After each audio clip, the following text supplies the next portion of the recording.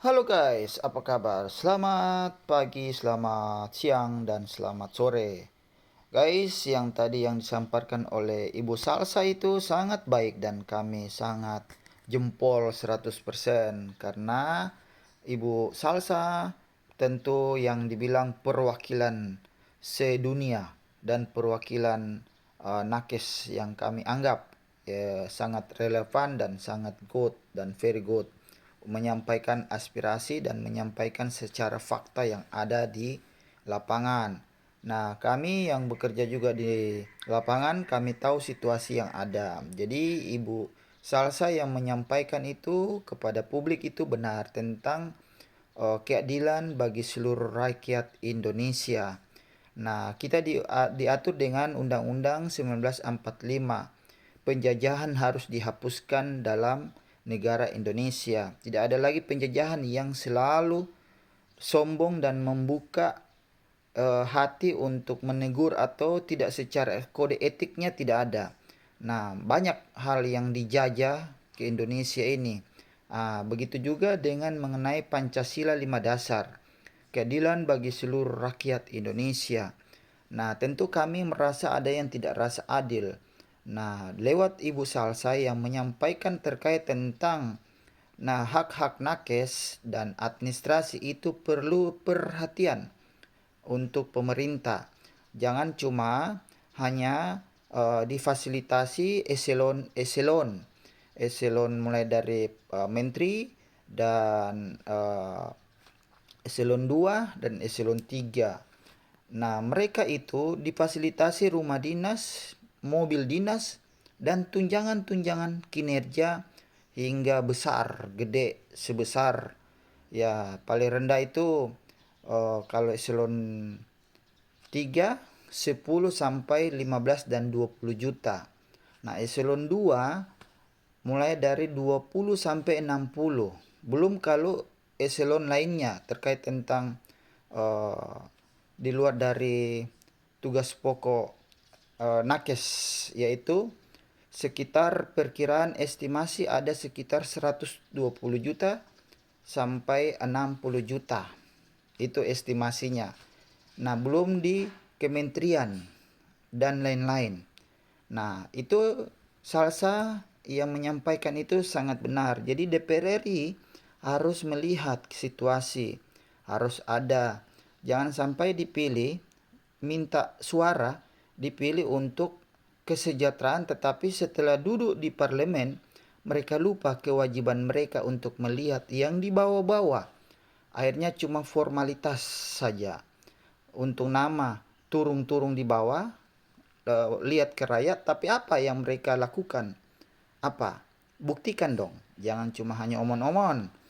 Setelah duduk sumpah menjabat, lupa daratan yang sudah diamanatkan bahwa akan mensejahterakan rakyat, akan mensejahterakan semua medis. Mana itu bukti, guys? Kami ingin pembuktian, jangan omon-omon banyak di sana ya, guys. Mungkin itu saya akan lanjutkan dengan video Kak Salsa. Luar biasa. Kami menjadi perhatian dan mendukung Kak Salsa yang hebat, luar biasa. Semoga Anda diberkati Tuhan Yang Maha Kuasa. Amin.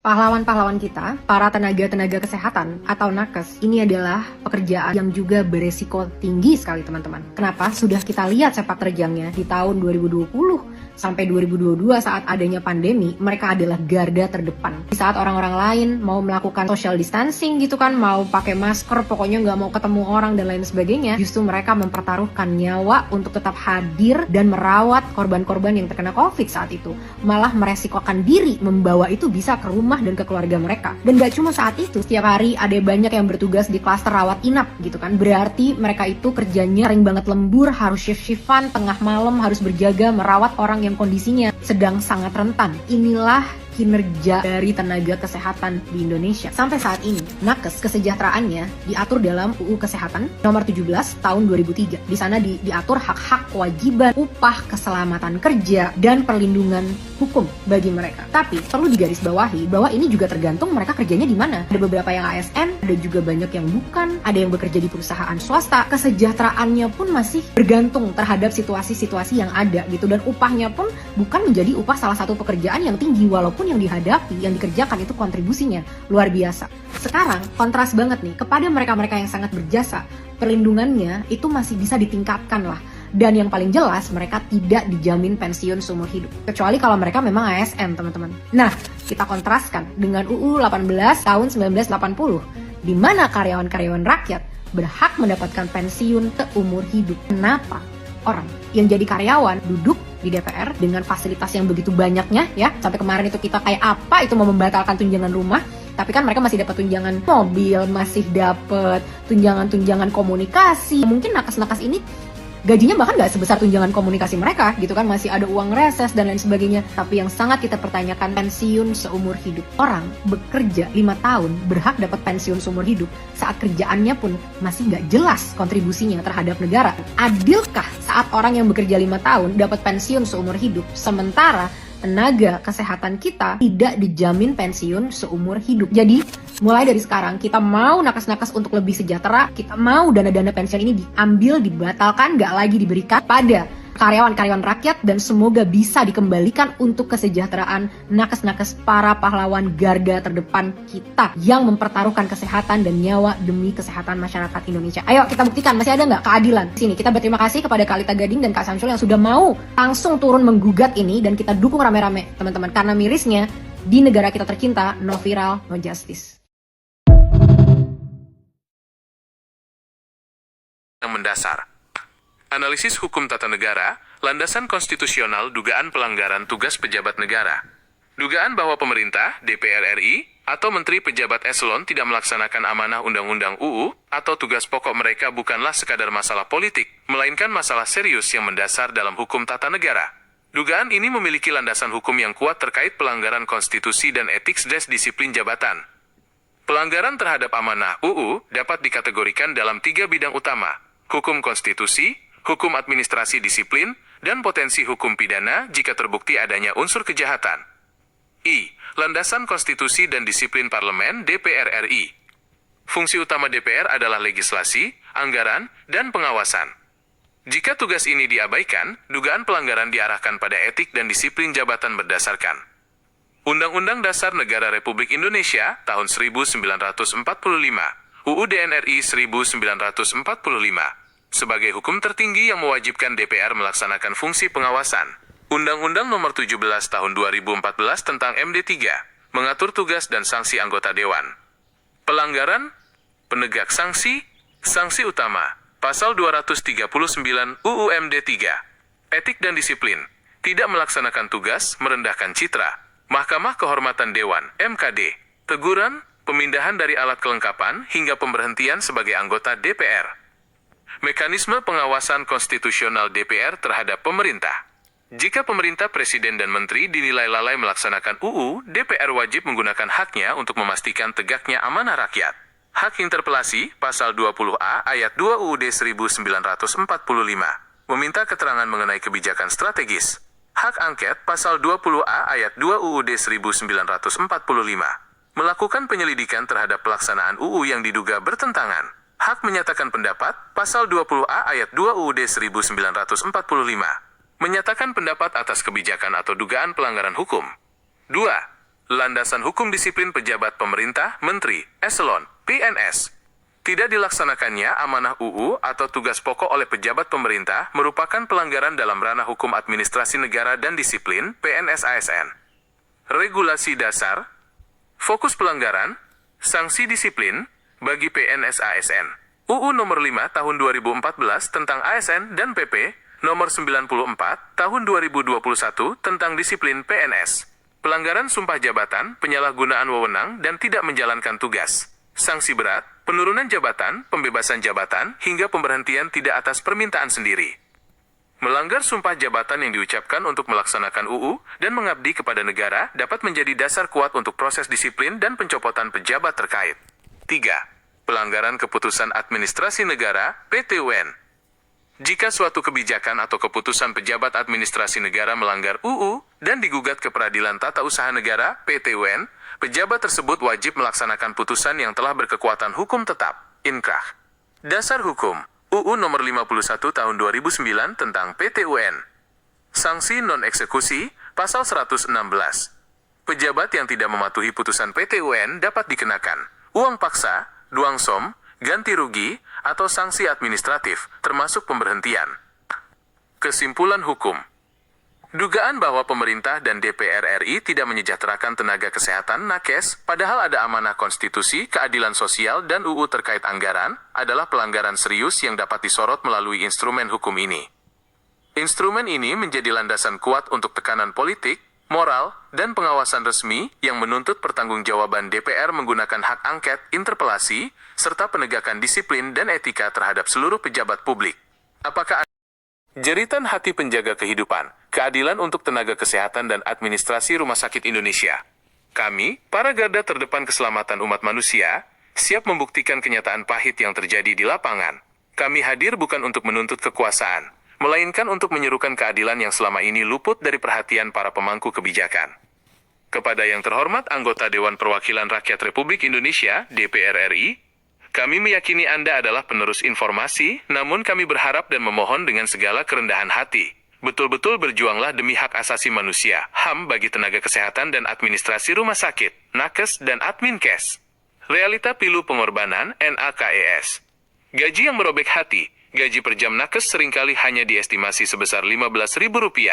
Setelah bekerja 8 jam sehari selama 24 hari kerja, total gaji per bulan hanya sekitar Rp2.880.000. Angka ini jauh dari kata layak sebagai imbalan atas nyawa yang mereka jaga. Insentif dan tunjangan yang tak mampu menopang. Meskipun ada tambahan uang makan sekitar Rp648.000 bulan dan insentif tunjangan kinerja, mulai dari Rp1 juta hingga Rp4 juta. Total pendapatan ini tetap tipis dan ditentukan oleh regulasi yang sering terasa tidak adil. Korban nyawa dan harta para nakes dan admin kesehatan tak jarang menjadi korban nyawa dalam pengabdian mereka. Lebih menyedihkan lagi mereka harus berutang dan meminjam uang di bank, hingga menghabiskan gaji pokok dan insentif, hanya untuk membangun rumah pribadi sebagai tempat tinggal yang layak. KONTRAST ketidakadilan di mata rakyat. Sementara nakes berkorban hingga tak memiliki tempat tinggal layak, para pejabat dan anggota Dewan, DPR RI dan DPRD dijamin dengan rumah dinas mewah dan tunjangan eselon yang nilainya berkisar antara Rp10 juta hingga Rp60 juta per bulan, di luar gaji pokok dan tunjangan lainnya.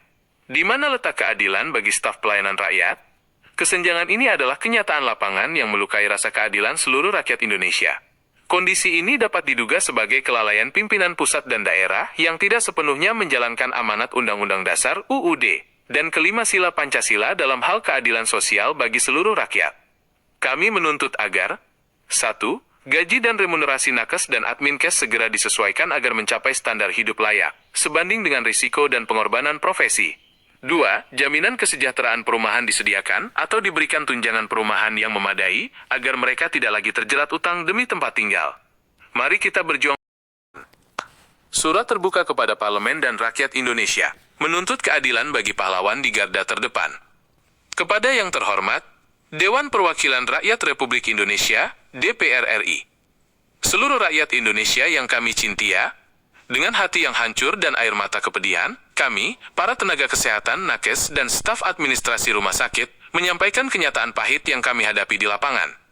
Kami adalah garda terdepan yang mempertaruhkan nyawa demi keselamatan umat manusia, namun kami hidup dalam jeratan ketidakadilan yang luar biasa. Kami siap membuktikan kebenaran ini. Pengorbanan yang dihargai rendah. Inilah realita upah kami, para penjaga nyawa di seluruh rumah sakit, daerah, hingga pusat Kementerian Kesehatan RI. Upah per jam yang menyayat hati. Gaji kami dihitung per jam, dengan estimasi hanya Rp15.000. Gaji pokok yang tak layak. Dalam sebulan, 24 hari kerja X 8 jam, gaji pokok kami hanya menyentuh angka Rp2.880.000. Total penghasilan yang membawa utang, bahkan dengan tambahan uang makan, sekitar Rp648.000. Dan tunjangan insentif kinerja yang diatur BLU Kemenkeu, estimasi Rp1 juta, Rp4 juta, total pendapatan kami tetaplah cekak dan sangat bergantung pada penilaian kinerja yang fluktuatif. 2. Negeri ini lupa memberi rumah. Inilah tragedi kemanusiaan yang kami alami. Kami korban nyawa, banyak nakes yang gugur dalam tugas, mengorbankan diri demi pelayanan nyawa manusia. Kami korban bank. Karena negara tidak menyediakan tempat tinggal yang layak, nakes dan staf administrasi terpaksa membangun rumah sendiri dengan berutang di bank, sampai gaji pokok dan insentif ludes. Seluruh uang pendapatan kami habis untuk melunasi utang demi sebuah rumah layak huni. 3. Kesenjangan keadilan yang mengguncang jiwa. Kami melihat keadilan telah tiada di hadapan kami.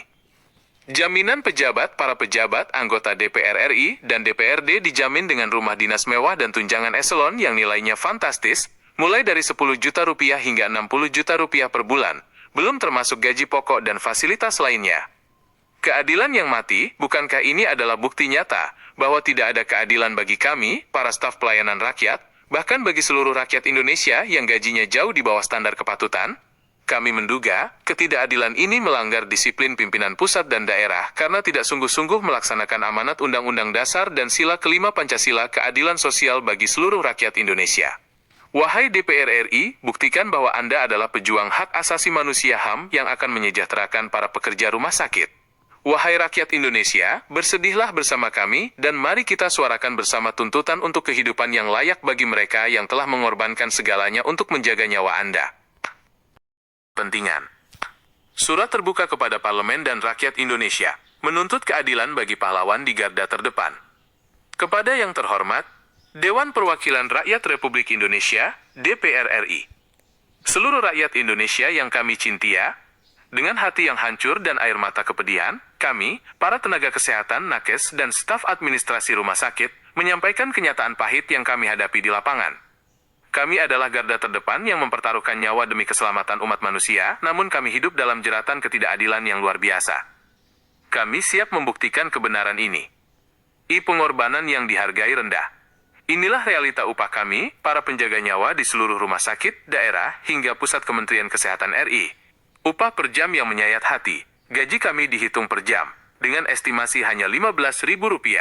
Gaji pokok yang tak layak. Dalam sebulan, 24 hari kerja X 8 jam, gaji pokok kami hanya menyentuh angka Rp2.880.000. Total penghasilan yang membawa utang, bahkan dengan tambahan uang makan, sekitar Rp648.000. Dan tunjangan insentif kinerja yang diatur BLU Kemenkeu, estimasi Rp1.000.000 Rp4.000.000, total pendapatan kami tetaplah cekak dan sangat bergantung pada penilaian kinerja yang fluktuatif. 2. Negeri ini lupa memberi rumah. Inilah tragedi kemanusiaan yang kami alami. Kami korban nyawa, banyak nakes yang gugur dalam tugas, mengorbankan diri demi pelayanan nyawa manusia. Kami korban bank. Karena negara tidak menyediakan tempat tinggal yang layak, nakes dan staf administrasi terpaksa membangun rumah sendiri dengan berutang di bank, sampai gaji pokok dan insentif ludes. Seluruh uang pendapatan kami habis untuk melunasi utang demi sebuah rumah layak huni. 3. Kesenjangan keadilan yang mengguncang jiwa.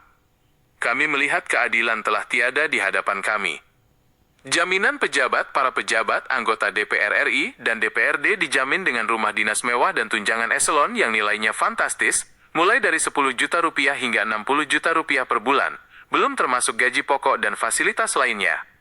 Keadilan yang mati, bukankah ini adalah bukti nyata bahwa tidak ada keadilan bagi kami, para staf pelayanan rakyat, bahkan bagi seluruh rakyat Indonesia yang gajinya jauh di bawah standar kepatutan? Kami menduga, ketidakadilan ini melanggar disiplin pimpinan pusat dan daerah karena tidak sungguh-sungguh melaksanakan amanat Undang-Undang Dasar dan Sila kelima Pancasila keadilan sosial bagi seluruh rakyat Indonesia. Wahai DPR RI, buktikan bahwa Anda adalah pejuang hak asasi manusia HAM yang akan menyejahterakan para pekerja rumah sakit. Wahai rakyat Indonesia, bersedihlah bersama kami dan mari kita suarakan bersama tuntutan untuk kehidupan yang layak bagi mereka yang telah mengorbankan segalanya untuk menjaga nyawa Anda.